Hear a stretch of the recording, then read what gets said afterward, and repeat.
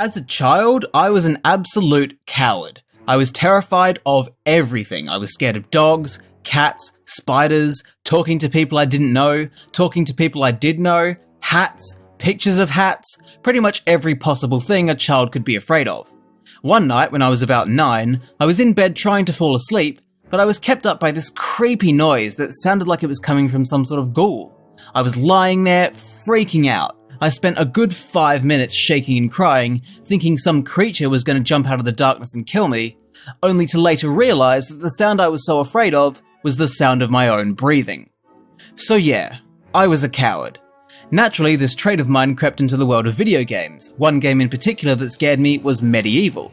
I tried to play it, I gave it a go, I didn't want my parents to think they were raising a little bitch, but in the end I couldn't do it.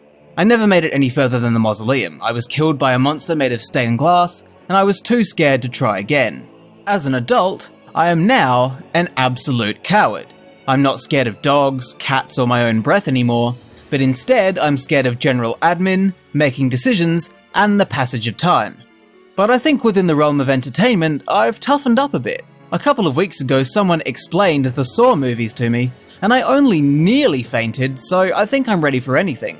I'm ready to return to Gallowmere and give MediEvil a proper go. But even though I'm a big boy now, I thought it was probably best not to do this alone.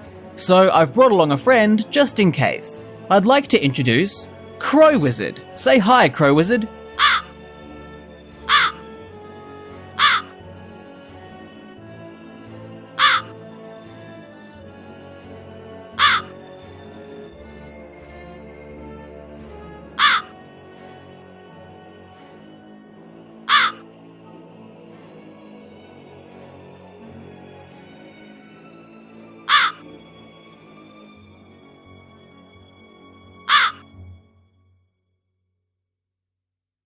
Wow, thanks for joining me, Crow Wizard. I must admit I am a little nervous, but having you here with me means I know everything will be okay.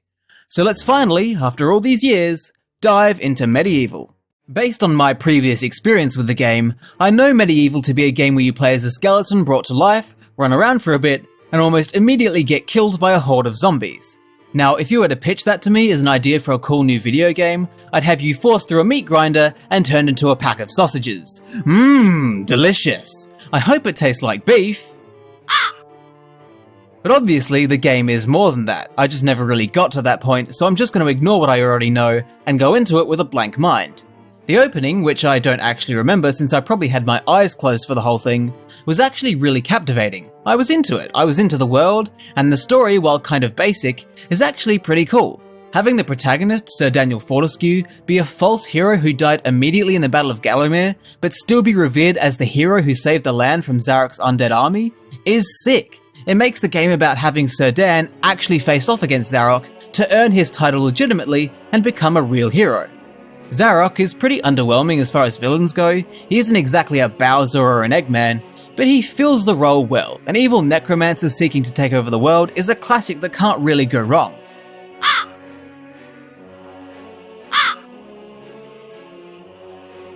I'm sure if Child Me wasn't such a pussy, he would have enjoyed the story of this game as well. What I do remember appreciating when I was a tiny little scaredy cat was the way the game looked and sounded, and I still appreciate it to this day. The atmosphere is incredible. I think the fact that I was pissing myself the whole time while playing this as a child is proof that they nailed the atmosphere they were going for. Spooky in a magical, enchanting sort of way. The aesthetic is cool, it's almost like a Saturday morning cartoon version of gothic horror. And that doesn't just apply to the environments, but to the characters as well. Especially Sir Dan. He'd be perfect in a cartoon, just a little bony goofball. Occasionally it can be hard to appreciate the world because the draw distance isn't the best, but it still looks fantastic.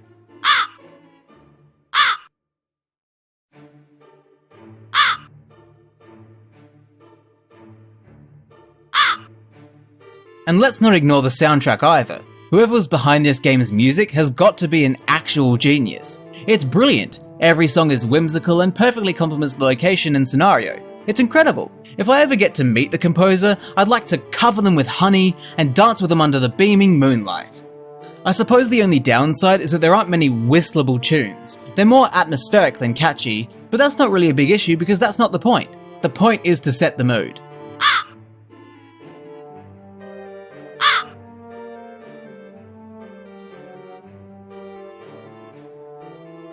Gee, thanks, Crow Wizard. You always know what to say. I'm feeling good. I feel like I've overcome my fear. I don't even know what I was afraid of, really. I probably just got into my own head, a head filled with twisted nightmares and strange thoughts that would never become reality. But while I may have conquered one fear, there was a second fear that I had buried deep within the archives of my brain. Something I had totally forgotten about. Something that I would need to dig to the bottom of my psyche to find. But once I remembered it, I was transported back to being a child. The fear, the confusion, the begging for it to stop, it hit me like a brick to the face. It came flooding back. In MediEvil, circle is jump. Circle is jump.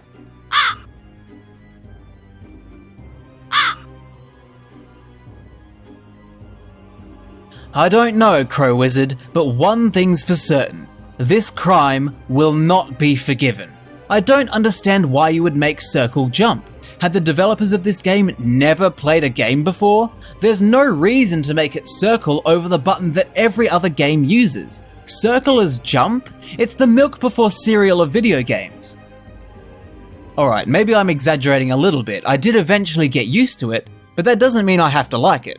That wasn't the only bit about controlling Sir Dan that I didn't like.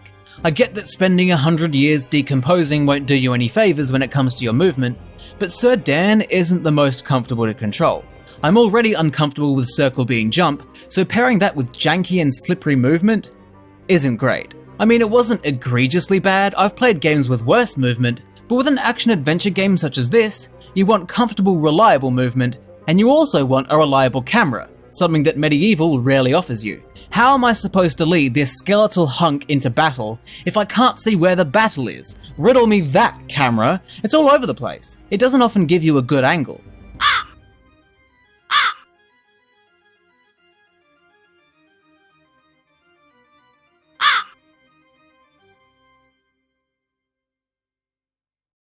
Yes, I do, actually. MediEvil is an action-adventure game. In it, you wander around 3D levels, defending yourself from Zarok's undead army, collecting items to progress, solving puzzles, and fighting bosses. The reason movement and view is so important is because this game is very combat-heavy. You need to defeat enemies to collect this game's main collectible, the Chalices. They're required for Sir Dan to enter the Hall of Heroes, earn new weapons, and actually beat the game properly. If the janky movement and awkward camera are fighting against you, it can make the combat unnecessarily tedious and difficult. It was never too bad, but it was annoying at times. The movement was also a pain to deal with, specifically because if Sir Dan falls into the abyss or into water, an entire life bottle is depleted from his health total, which is a lot of health. If you die completely, all your progress in a level is lost and you have to start again. So when you die because Sir Dan and his shitty movement accidentally slips off the edge of something, the game is punishing you for something that isn't really your fault. But again, I did get used to it. It's like overcoming lactose intolerance. If you just keep chugging milk and shitting your guts out, eventually your body will adjust and be able to handle it better.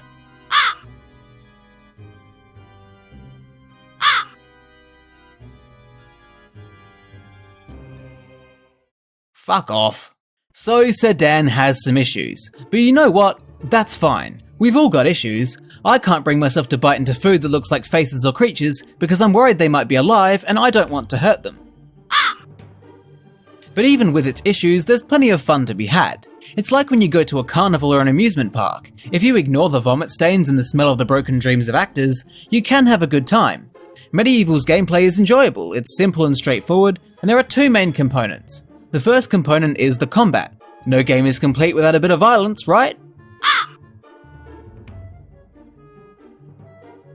The combat appears very button-mashy when you look at it, but there's more to it than what meets the eye. Sir Dan is able to use a variety of different weapons, each with different properties. Swords are great for standard combat, shields are great for defense, hammers and clubs are effective at dealing with shorter enemies and can also open up secret passages, daggers, crossbows and longbows are great for ranged attacks, you can even turn into a fire-breathing dragon. There's a surprising amount of depth to it, and it can also be pretty intense. You feel like you're fighting for your life out there, especially in levels like the Asylum that throw loads of enemies at you. You know how sometimes you wake up in the middle of the night, all hot and sweaty, thrashing about trying to escape from something that you don't quite know what it is? And no matter how hard you try, you just can't break free of it? Ah, well, it's like that, if you can imagine it. We've talked about the action in this action-adventure game, so let's now focus on the adventure component. What you'll be doing between battles against the undead is exploring levels in search of items, such as runes that open up doors, or key items you need to use to progress through certain areas. You'll also need to solve various puzzles, and also locate the chalice. There's a lot to do in each level.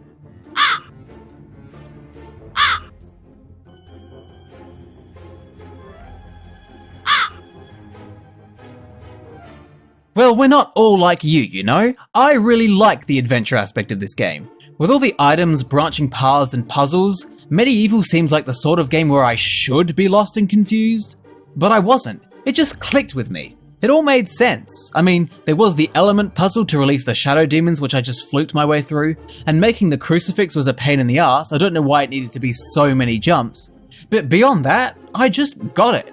It feels like I was made to play this game, like we were made for each other. Our paths were meant to cross, and we were destined to spend long romantic nights under the stars together, dreaming of spending the rest of our lives together, only to one day have it all fall apart. I don't understand why you would leave me. Where did I go wrong?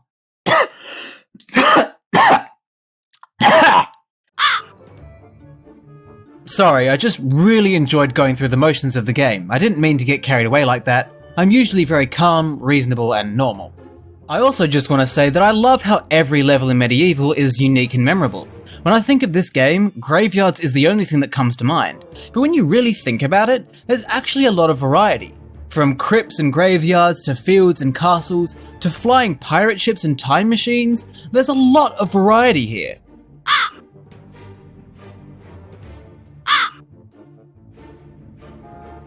And it's not just the locations, the levels all have something different going on. Whether it's solving riddles in a hedge maze, or rescuing fairies in the dark ant caves, or escaping a collapsing castle, each level offers something totally unique. Beyond the graveyard and return to the graveyard, no two levels are alike. And they have very good length. Not too long, not too short, the perfect length. It stops things from getting boring and repetitive, but also not being so quick that you don't even get to really enjoy it. There are only 3 things I can think of that I didn't like about the levels. The first is that your health is permanent. Your health is not restored between levels. You have to do that yourself. I found myself going back to the early levels to get my health back quite often. If it weren't for the weirdly satisfying and meditative health fountains that make my skin fizz, I would have gotten so angry that I would have thought about writing a stern letter to the developers. The second is that there is some occasional bullshit. In the mausoleum level, there's a moment where the floor unexpectedly falls out from underneath you. That's unfair, and it takes away a good chunk of your health. It doesn't happen much. In fact, that's the only instance I can remember it happening, but I figured I should mention it. Whoever built that mausoleum over a bottomless pit should be fired.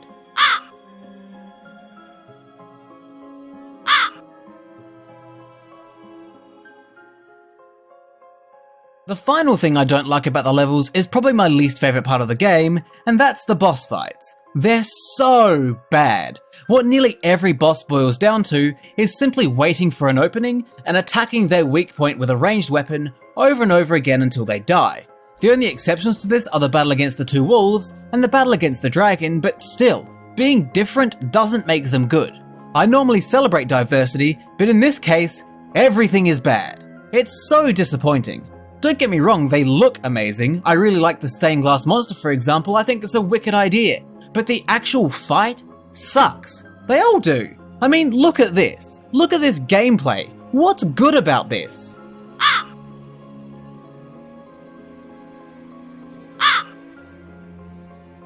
Even the final boss against Zarok is awful.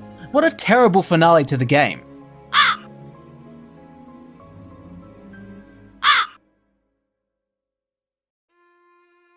You'd think for a game with a lot of combat, they'd have come up with something a bit better than this. I'm tempted to say that even Croc has better boss fights than this game, but that might be taking it too far. Even with its hang-ups, which amongst other things include the dodgy movement, dodgy camera, and terrible bosses, MediEvil is a great game.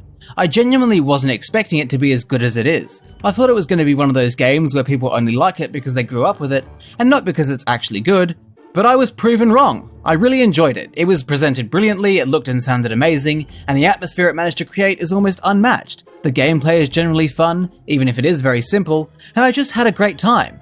I was almost hoping this game would be bad, so I could make a terrible pun about the game being horror-ble. But it isn't. It's pretty good. I really liked it. What do you think, Crow Wizard? Pardon?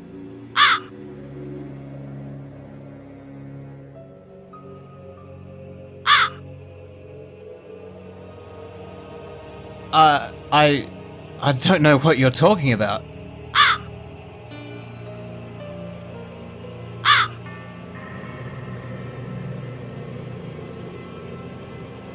What are you saying?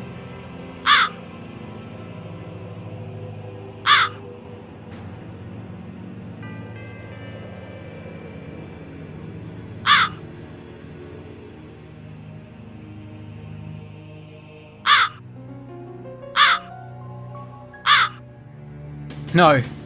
No! No, please! No! No!